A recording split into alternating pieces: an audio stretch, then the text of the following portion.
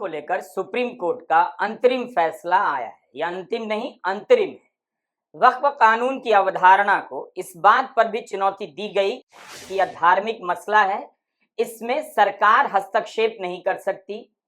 सरकार का कहना था कि धार्मिक मसला नहीं है, तो क्या कोर्ट ने इसे लेकर स्पष्टता दी है? खासकर सेंट्रल वक्फ काउंसिल और स्टेट वक्फ बोर्ड में गैर मुस्लिम सदस्यों की संख्या निश्चित कर कोर्ट ने क्या यही संदेश देना चाहा है? वक्फ का मामला मुसलमानों का है और मुसलमानों को ही इसे संभालना चाहिए। अगर कोर्ट ने ऐसा कुछ भी संदेश दिया है तो क्या इस आधार पर बाकी प्रावधानों को भी देख लिया जाए? जैसे ही आप 5 साल से इस्लाम के प्रैक्टिस वाले प्रावधान को लेकर सुप्रीम कोर्ट का अंतरिम आदेश देखते हैं, उसमें यह भी लिखा है कि केंद्र सरकार को इसके लिए नियम बनाने होंगे, तब तक इस पर रोक होगी। इसलिए आप यह नहीं कह सकते कि 5 साल से इस्लाम की प्रैक्टिस वाले प्रावधान पर पूर्ण रोक लगा दी गई है। तो क्या दोनों फैसलों में अंतर विरोध नजर नहीं आता? क्या ऐसा कोई फैसला हो सकता है जिसे कुछ लोग जीत बता रहे हो, कुछ लोग आंशिक रूप से राहत बता रहे हो, कुछ लोग कह रहे हैं कि ऐसे वक्त में इससे ज्यादा उम्मीद नहीं की जानी चाहिए, और कुछ लोग कह रहे हैं कि सरकार का ही पक्ष भारी दिखता है। जाहिर है इस अंतरिम आदेश से ऐसा कोई तीर नहीं निकला जो सीधे अपने निशाने पर जा लगता हो। फिर भी 128 पन्नों का यह फैसला है, इसके विश्लेषण का इंतजार करना चाहिए। हमारे इस वीडियो को आप त्वरित टिप्पणी समझकर देख सकते हैं। तो हुआ क्या? सबसे पहले यही हुआ कि सुप्रीम कोर्ट ने वक्फ कानून के सभी प्रावधानों पर रोक लगाने की याचिकाओं को खारिज कर दिया है। यही फैसले के निष्कर्ष में लिखा है। इन प्रावधानों को संविधान के मौलिक अधिकारों के आधार पर चुनौती दी गई थी कि वक्फ एक्ट 2025 के प्रावधान इनका उल्लंघन करते हैं। इस हिसाब से राहत नहीं मिली क्योंकि कोर्ट ने उन सभी पर रोक लगाने से इनकार कर दिया, मगर सभी पार्टियों के हितों और बराबरी का ध्यान रखते हुए सुप्रीम कोर्ट ने कुछ प्रावधानों पर अंतरिम रोक लगाई। उम्मीद है आप हमारा यह वीडियो अंतिम तक देखेंगे। यह मामला चीफ जस्टिस BR गवई और जस्टिस AG मसीह की बेंच के सामने 3 दिनों तक लगातार सुना गया और 22 मई को फैसला सुरक्षित रख लिया गया। 4 अप्रैल 2025 को संसद के दोनों सदनों से वक्फ कानून पास हुआ और 15 सितंबर को सुप्रीम कोर्ट से फैसला आया है। सुप्रीम कोर्ट ने जिन प्रावधानों पर रोक लगाया है या उम्मीद के आधार पर सलाह दी है, उनकी बात हम इस वीडियो में करेंगे। कोर्ट ने अपने फैसले में 3 सवालों को चिन्हित किया है। पहले देख लेते हैं ये 3 सवाल क्या हैं। पहला सवाल है, वक्फ एक्ट के सेक्शन 3R को चुनौती दी गई जो वक्फ बाय यूजर की अवधारणा को मान्यता नहीं देता है। वक्फ एक्ट के सेक्शन 3C को चुनौती दी गई जिसका प्रावधान सरकारी संपत्तियों के लिए किया गया था। सेक्शन 9 और 14 के तहत केंद्रीय और स्टेट वक्फ काउंसिल के गठन में बदलाव के प्रावधान को चुनौती दी गई। यह फैसले में लिखा है। 3 बड़े सवाल थे जिस पर सुप्रीम कोर्ट ने विचार किया कि इन पर अंतिम रूप से रोक लगाई जाए या नहीं। हम आपको यह भी याद दिलाना चाहते हैं कि यह मामला तत्कालीन चीफ जस्टिस संजीव खन्ना की बेंच के सामने सुना गया, मगर रिटायर होने तक फैसला नहीं आ सका। एक राहत जो साफ साफ मिलती दिखती है वह जिलाधिकारी की जांच के मामले में ही है। 2025 के एक्ट में प्रावधान था कि वक्फ संपत्ति को लेकर विवाद हुआ तो उसकी जांच जिलाधिकारी करेंगे, उसकी रिपोर्ट पर राज्य सरकार फैसला करेगी, और जब तक जिलाधिकारी अपनी रिपोर्ट नहीं देंगे, सरकार फैसला नहीं करेगी, तब तक ऐसी संपत्ति वक्फ नहीं मानी जाएगी। कोर्ट ने इस प्रावधान पर रोक लगा दी है। कानून में यह लिखा था कि अगर जिलाधिकारी इस निष्कर्ष पर पहुंचता है कि संपत्ति सरकार की है तो वह राजस्व अभिलेखों में बदलाव करेगा और उसकी रिपोर्ट राज्य सरकार को देगा। जिलाधिकारी की रिपोर्ट मिलने के बाद राज्य सरकार को अपने रिकॉर्ड में बदलाव करने होंगे। सुप्रीम कोर्ट ने इन सभी प्रावधानों पर रोक लगा दी है। यह आशंका जताई गई कि जिलाधिकारी तो वही करेंगे जो राज्य सरकार चाहेगी। इससे जगह जगह विवाद बढ़ेगा और असुरक्षा की भावना फैलने लग जाएगी। अजीबोगरीब प्रावधान। पहला प्रावधान कि जब तक वो कलेक्टर जो 100% सरकार का नुमाइंदा है वो उस विवाद को निर्णित नहीं करे, तब तक ये पक्ष जो मिस्टर इमरान प्रतापगढ़ी का है वो वक्फ नहीं माना जाएगा। वक्फ वर्ड्स एग्जैक्ट पढ़ दूं मैं आपको, shall not be treated as waqf property. जब तक कब? जब तक मैं कलेक्टर निर्णित कर रहा हूं। और याद रहे, कलेक्टर सिर्फ नुमाइंदा सरकार का नहीं है। बहुत सारे ऐसे विवाद हैं जहां पर सरकार ने ही वक्फ की जमीन पे इंक्रोचमेंट कर दिया है। इनका कहना है कि आप मेरी जमीन पे बैठे हो, उसी को विवाद बना के तब तक ये कंप्लेनेंट है तो भी इन्हीं के विवाद के आधार पे इन्हीं की वक्फ प्रॉपर्टी नहीं रहेगी जब तक विवाद नहीं निर्णित होगा। ये आपको इशारा तो आप उठा के पढ़ लीजिए। इसमें 3C कैपिटल 2 ब्रैकेट प्रोवाइजो। अब इसके दो और परिणाम हैं। दूसरा परिणाम है कि अगर आप विवाद के अंदर हो तो अगर चाहे भी मिस्टर प्रतापगढ़ी तो भी जाकर इसको रजिस्टर नहीं करवा सकते क्योंकि विवादित है, तो रजिस्ट्रेशन प्रतिबंधित है।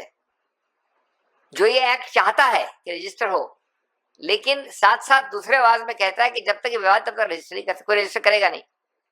और तीसरा, जब तक आप रजिस्टर नहीं करेंगे तो आप किसी कोर्ट कचहरी नहीं जा सकते। ये है 36 ब्रैकेट 7A ब्रैकेट 10, दो है प्रावधान। अब देखिए ये चक्रव्यूह जो बनाया है, ये पूरा चक्रव्यूह है। इस चक्रव्यूह में बड़े से बड़ा योद्धा अभिमन्यु भी नहीं निकल सकता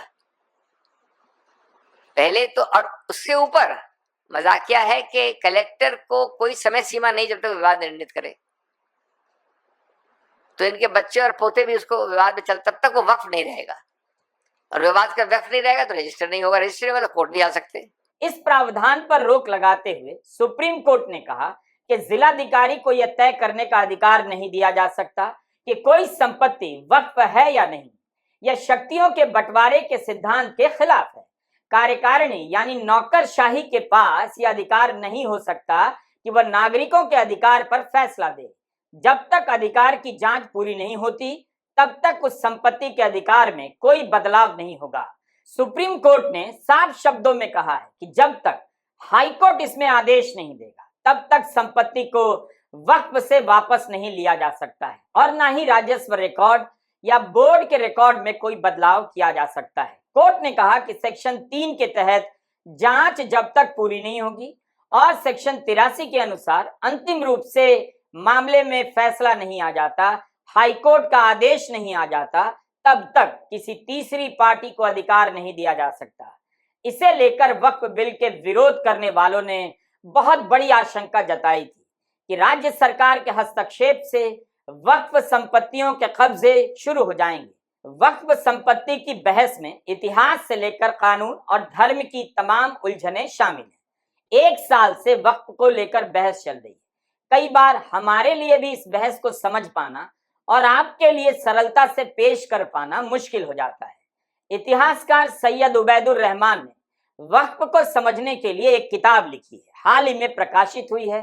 5 साल की मेहनत से लिखी गई इस किताब में वक्फ के इतिहास, उसके कानून और उससे जुड़ी बहसों को समेटा गया है। ग्लोबल मीडिया पब्लिकेशन से यह किताब छपी है। कीमत 895 रुपए की है। अमेजॉन पर उपलब्ध है, आपको पढ़नी चाहिए। कि आप देखें कि मुल्क में जो तकरीबन जो वक्फ प्रॉपर्टीज़ हैं 8.5 लाख के करीब, वो उसमें से जो है वो 8.73 लाख जो प्रॉपर्टीज़ हैं उसमें 4 लाख से ज़्यादा प्रॉपर्टीज़ जो हैं वो वक्फ बाय यूज़र हैं। हालांकि सुप्रीम कोर्ट ने वक्फ बाय यूज़र पर डायरेक्ट कोई जजमेंट नहीं दिया, लेकिन उसने इनडायरेक्टली ये एक्शन लेकर बहुत बड़ा काम किया है। यानी वरना तो हमारी आधी से जो वक्फ बोर्ड की या वक्फ की जो आधी से ज़्यादा प्रॉपर्टीज़ हैं वो ख़तरे में पड़ जाती।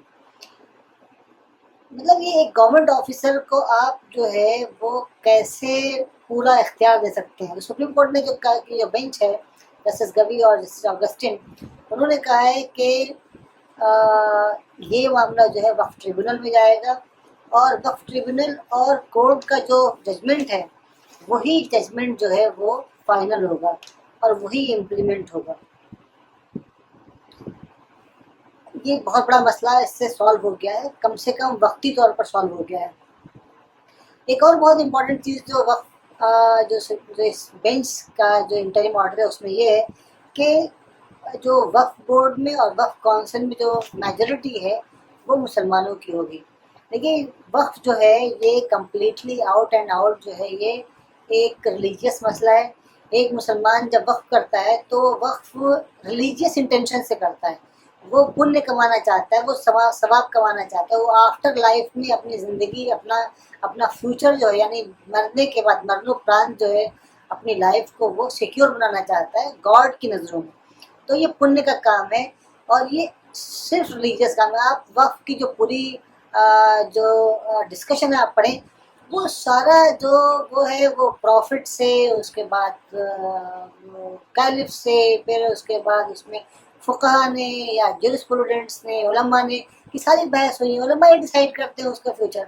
तो एक इंस्टीट्यूशन जो आउट एंड आउट एक रिलीजियस इंस्टीट्यूशन है उसको आप कैसे इररिलीजियस वो कर सकते हैं, ट्रीट कर सकते हैं जैसा गवर्नमेंट ने करना चाहा। तो ये बहुत इंपॉर्टेंट चीज़ है। फिर मतलब ये कि इससे जो है गवर्नमेंट की दखल अंदाजी कम होगी। आगे बढ़ने से पहले वक्फ बाय यूजर की अवधारणा को समझना होगा और देखना होगा कि कोर्ट ने इस पर कोई राहत दी है या नहीं।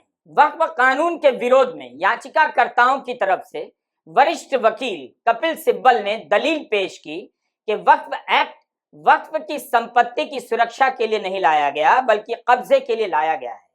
कपिल सिब्बल ने कोर्ट में प्रमाण दिया कि 1954 से पहले वक्फ बाय यूजर का पंजीकरण अनिवार्य नहीं था, लेकिन 2025 के एक्ट के अनुसार वक्फ संपत्ति का पंजीकरण अनिवार्य कर दिया गया है। इसी के साथ कपिल सिब्बल ने वक्फ एक्ट के 3D को इस आधार पर चुनौती दी कि 1904 से लेकर 1954 के बीच वक्फ को लेकर जितने भी कानून बने उसमें वक्फ की किसी भी इमारत में इबादत करने की अनुमति थी, भले ही वो इमारत संरक्षित हो, लेकिन नए एक्ट में संरक्षित इमारत में इबादत पर रोक लगाई जा सकती है। इस बिंदु को राज्यसभा में कांग्रेस के सांसद नसीर हुसैन ने बेहतर तरीके से रखा था। क्योंकि इस समय जब फैसला आया है बहुत सी बातें हमारी आपकी नजरों से ओझल हो चुकी हैं, इसलिए एक बार लौट कर देखना चाहिए कि इस मामले में क्या कहा गया था। सर वक्फ बाय यूजर की बात तो सबसे बड़ा मार जो इस बिल में ला रहे हैं वक्फ बाय यूजर, क्यों ये ला रहे हैं सबको पता है। इनकी सारी की सारी जो है निगाह संपत्ति पे है, जमीन पे है, लैंड पे है। धारावी पे में किसको दिया है उन्होंने, करोड़ों के भाव पे किसको दिया। कल मैं टीवी डिबेट पे था, एक जेपीसी की मेंबर थी इनके मेरे साथ में, वो कह रही थी कि हम लैंड मोनेटाइज करेंगे। तो समझ में आ गया मोनेटाइज करके किसको देंगे। तो वक्फ बाय यूजर का मतलब क्या है सर। इस देश में, हमारा देश प्राचीन देश है, इस देश में अलग अलग टाइम अलग अलग धर्म के स्थल बने हुए। हमारे देश में इतने किंगडम्स है, राष्ट्रकूटा से लेके मौर्य से लेके चेरास, कदम्बास, विजयनगर एम्पायर, अशोका सम्राट का पता नहीं क्या कितने थे, बादशाह थे, ब्रिटिश गवर्नमेंट थी। यहाँ पे सिर्फ मस्जिद की बात नहीं था। इस देश में बहुत खूबसूरत मंदिरें बने, जबरदस्त मॉन्यूमेंट्स हैं देखने के लायक, गुरुद्वारास हैं, चर्चेस हैं, मस्जिद हैं। अगर आप 400, 500, 600 साल पुराने इमारतों के कागज पूछेंगे, तांबे में, पीतल में जहां लिखा था कहां से ढूंढ के लाएंगे। उसका प्रूफ सिर्फ ये है, ये हर समुदाय के लिए सही है कि those properties, those institutions exist even today and they are in long usage. That is the proof of that being in waqf. There is waqf by user, there is temple by user, there is gurudwara by user, there is church by user, there is mata by user, there is so many religious institutions by user. किसका proof मांगेंगे। जब हमने बोला तो ये बोले कि हम प्रोस्पेक्टिवली अब ये करेंगे, रेट्रोस्पेक्टिवली नहीं देखेंगे। भाई जो रजिस्टर्ड नहीं है वक्फ बाय यूजर, अगर 200-300 साल पुरानी है तो उसको कैसा मानेंगे आप। कोर्ट ने कहा है मुतवल्ली यह दावा नहीं कर सकता कि 102 साल से संपत्ति का पंजीकरण नहीं कराया तो इस आधार पर उसे छूट मिल जाएगी। क्या यह पैमाना दूसरी धार्मिक संपत्तियों पर लागू किया जा सकता है। कई बार दर्शक वक्फ बाय यूजर क्या है इसे ठीक से नहीं समझ पाते, तो उनकी सुविधा के लिए हम अभिषेक मनु सिंघवी की प्रेस कॉन्फ्रेंस का एक हिस्सा सुनाना चाहते हैं, जिससे यह स्पष्ट होता है कि वक्फ बाय यूजर क्या है, और आप यह भी देख सकेंगे कि कोर्ट ने संपत्ति के पंजीकरण और इसके इस्तेमाल के प्रावधान में कोई बड़ा हस्तक्षेप किया है या नहीं। मैं आपको सरल रूप से बता दूं, वक्फ बाय यूजर का मतलब क्या है। वक्फ बाय यूजर जो एक फ्रेज है, लगभग 150 साल से हमारे कानून में चल रहा है। ये मामला प्रिवी काउंसिल तक गया। 2 निर्णय अभी हाल में हुए 10 वर्ष के अंदर, एक अयोध्या, उससे पहले एक एम सिद्दीकी। उसमें पुराने 100 वर्ष के सब निर्णय कोटेड हैं, जिनको रुचि है वो उसको खोल के पढ़ लें। और इन सब में ये कहा गया है कि वक्फ बाय यूजर सिंपली यही है कि आदमी अपने उद्देश्य द्वारा, अपने कार्य द्वारा, अपने कर कमलों द्वारा, अपने बोलने द्वारा, अपने दर्शाने द्वारा एक वक्फ बना सकता है। यह आवश्यक नहीं है कि वो लिखित रूप से उसको प्रमाणित करे, एक रजिस्टर्ड डीड बनाए, एक डॉक्यूमेंट उपजाए। और ये हक मुसलमान का वक्फ के विषय में सैकड़ों साल पुराना है।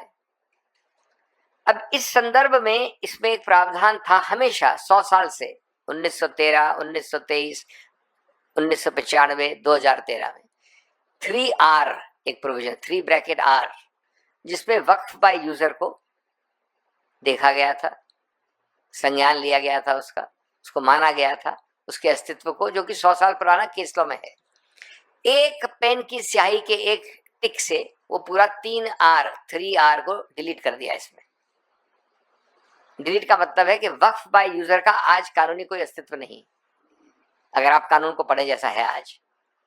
तो उच्चतम न्यायालय ने, और उसका भी बहुत बहुत स्वागत करते हैं, कहा है कि अभी तक आंतरिक रूप में जो भी वक्फ हैं जो डिक्लेयर्ड हैं या रजिस्टर्ड हैं, इंक्लूडिंग एक अदर कैटेगरी यानी वक्फ बाय यूजर, वो सब में यथास्थिति यानी आज की स्थिति कानून के पहले रहेगी। अप्रैल के महीने में जब वक्फ विधेयक पास हुआ, तब इसे कोर्ट में चुनौती दी गई। उस समय सुप्रीम कोर्ट ने वक्फ बाय यूजर को लेकर साफ साफ टिप्पणी की और इसे प्रभावित करने वाले प्रावधानों पर रोक लगा दी। हम यहाँ उसकी चर्चा करना चाहते हैं कि 17 अप्रैल 2025 को सुप्रीम कोर्ट ने वक्फ बाय यूजर के मामले में जो राहत दी थी, क्या इस बार मिली है। तब तत्कालीन चीफ जस्टिस संजीव खन्ना ने वक्फ बाय यूजर पर रोक लगा दी। कोर्ट ने कहा, सॉलिसिटर जनरल ने आश्वासन दिया है कि अगली सुनवाई की तारीख तक पहले से पंजीकृत या अधिसूचना से घोषित वक्फ बाय यूजर को ना तो डी नोटिफाई किया जाएगा और ना ही कलेक्टर इसे लेकर कोई फैसला देंगे।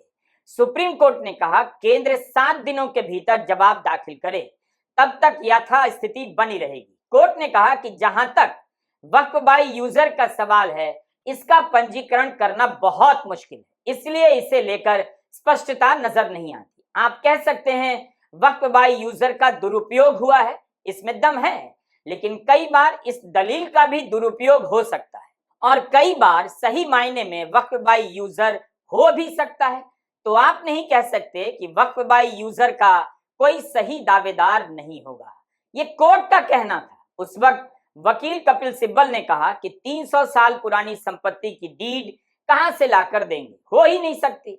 इस पर सुप्रीम कोर्ट ने कहा, अंग्रेजों से पहले वक्फ रजिस्ट्रेशन नहीं होता था। कई मस्जिदें 13वीं 14वीं सदी की हैं, इनके पास रजिस्ट्रेशन या सेल डीड नहीं होगी। ऐसी संपत्तियों को कैसे रजिस्टर करेंगे, उनके पास क्या दस्तावेज होंगे। वक्फ बाय यूजर मान्य किया गया है, अगर आप इसे खत्म करते हैं तो समस्या होगी। तब कोर्ट ने कहा था। अब कोर्ट ने ऐसा नहीं कहा है। उस अंतरिम रोक को अंतरिम आदेश में पलट दिया गया है। अप्रैल में सुप्रीम कोर्ट के तत्कालीन चीफ जस्टिस संजीव खन्ना ने कहा, हम आमतौर पर चुनौती देने के स्तर पर किसी विधेयक पर रोक नहीं लगाते जब तक कि गंभीर परिस्थिति ना हो, और यह गंभीर परिस्थिति है। अंग्रेजी में इसके लिए एक्सेप्शनल सर्कमस्टेंसेस का इस्तेमाल किया गया। पूर्व चीफ जस्टिस संजीव खन्ना ने कहा कि अगर वक्फ बाय यूजर को डिनोटिफाई किया गया तो इसके गंभीर परिणाम हो सकते हैं। तब इस मामले को तत्कालीन chief justice Sanjiv Khanna, justice PV Sanjay Kumar, justice KV Viswanathan सुन रहे थे। बाद में इस मामले को चीफ जस्टिस बीआर गवई और जस्टिस एजी मसीह की बेंच ने सुना और 15 सितंबर के दिन फैसला आया। अगर हम कोर्ट के जजमेंट को एनालाइज करें तो हम यह पाते हैं कि यह आंशिक रूप से राहत देने वाला है।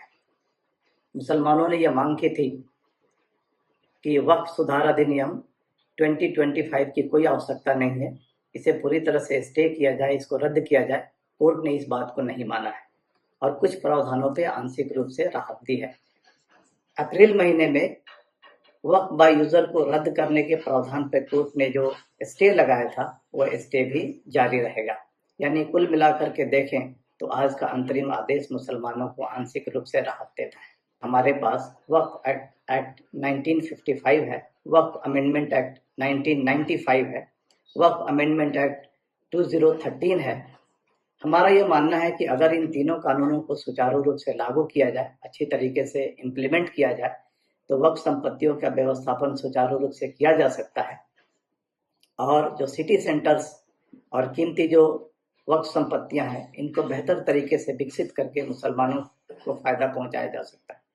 वक्फ अमेंडमेंट एक्ट 2025 जो आया है यह सरकार के हस्तक्षेप को बढ़ाता है और इसके पीछे का उद्देश्य यह है कि इन संपत्तियों को कैसे ग्रैब किया जाए और मुसलमानों की संपत्तियों को कैसे लूटा जाए। मुझे लगता है कि सरकार को इससे दूर रहनी चाहिए और जो एग्जिस्टिंग जो एक्ट हैं उनको लागू करके मुसलमानों को फायदा पहुंचाने की कोशिश करनी चाहिए। इससे क्या होगा कि विवाद और बढ़ेंगे, फिर जिले जिले में एक नया मुद्दा खड़ा होगा जिस पर राजनीति चलेगी। तो आप भूल जाइए कि राजनीति अच्छी सड़क, अच्छे अस्पताल, स्कूल और रोजगार को लेकर होने वाली है। इन्हीं सब बातों से मुद्दा गरमाएगा और भूख लगेगी तो अकाउंट में चुनाव के वक्त 3000 रुपया भेज दिया जाएगा। भारत की राजनीति पाताल लोक से भी ऐसे मुद्दे खोज कर निकाल लाती है जिसमें मुसलमानों को केंद्र में लाया जाता है और उनकी संपत्ति से लेकर दूसरे दावों को लेकर राजनीतिक विवाद खड़ा किया जाता है। नए कानून में वक्फ संपत्ति के पंजीकरण के लिए 6 महीने का समय दिया गया। कोर्ट ने इसकी समय सीमा तो बढ़ा दी है, लेकिन इस पर पूरी रोक की मांग खारिज कर दी है। इससे वक्फ बाय यूजर कानून का हिस्सा बना रहेगा और अब पंजीकरण के लिए भागदौड़ शुरू होगी। बेंच का मानना है कि 1995 और 2013 के कानूनों में भी पंजीकरण का प्रावधान था। अब आते हैं उस प्रावधान पर जिस पर कोर्ट ने ठीक से रोक लगा दी है। अप्रैल में पास कानून में प्रावधान है 5 साल से इस्लाम का अनुसरण करने वाला व्यक्ति ही वक्फ कर सकता है। इस बंदिश पर रोक लगाते हुए कोर्ट ने कहा कोई व्यक्ति 5 साल से इस्लाम मान रहा है या नहीं, इसका पता लगाने के लिए राज्य सरकारों को नियम प्रक्रियाएं तय करनी होंगी, कोई मैकेनिज्म कायम करना होगा। कोर्ट ने कहा है कि जब तक ऐसी प्रक्रिया स्थापित नहीं हो जाती, ऐसी प्रक्रियाओं के अभाव में इस प्रावधान का मनमाना दुरुपयोग हो सकता है। यानी इस पर भी पूरी तरह से रोक नहीं है और न इसे असंवैधानिक बताया गया है। केवल इस आधार पर अंतरिम रोक की बात लगती है कि इसका मनमाना दुरुपयोग ना हो। इसे रोकने के लिए कोई व्यवस्था बन जाए तो बाकी सब ठीक है। तो अब राज्य सरकारें नियम बनाएंगी, उन नियमों के संदर्भ में यह सवाल अस्तित्व में बना ही रहेगा। संसद में इस प्रावधान को लेकर बहुत बहस हुई थी, लेकिन कोर्ट ने इस पर अंतरिम रोक ही लगाई है। और दूसरी बात इन्होंने बोला कि 5 साल का प्रैक्टिसिंग होना। अब ये तो था पहले, जेपीसी को जाके आने के बाद अब ये कह रहे हैं कि उसको डेमोन्स्ट्रेट करना चाहिए। पहले तो प्रधानमंत्री कहते थे कि हम कपड़ों से पहचान लेते हैं, अब कैसा पहचानेंगे, हम कैसा डेमोन्स्ट्रेट करेंगे, कौन से कपड़े पहनना पड़ेगा, मैं टोपी पहन के जाऊं या दाढ़ी लगा के जाऊं, या कोई मेरे घर में सीसीटीवी कैमरा लगा के देखेगा मैं नमाज पढ़ रहा हूं या नहीं पढ़ रहा हूं, मस्जिदों में सीसीटीवी कैमरा लगाएगा, या और कोई तरीका होगा कि 5 साल प्रैक्टिसिंग मुस्लिम है या नहीं पता करने के लिए, या नहीं कोई रिजुकी से मैं पूछना चाह रहा हूँ क्या एक दूसरा डिपार्टमेंट खोलेंगे कि ये आइडेंटिफाई करने के लिए प्रैक्टिसिंग मुस्लिम है या नहीं, और वो जो सर्टिफिकेट देंगे उसपे भी मोदी जी का ठप्पा रहेगा कि ये मुसलमान है या नहीं करके बोल के। हाँ, मोदी जी की फोटो भी लगा देंगे उस सर्टिफिकेट पे। कुछ एनोमलीज है इस बिल में, तो इसको बदलना जरूरी था।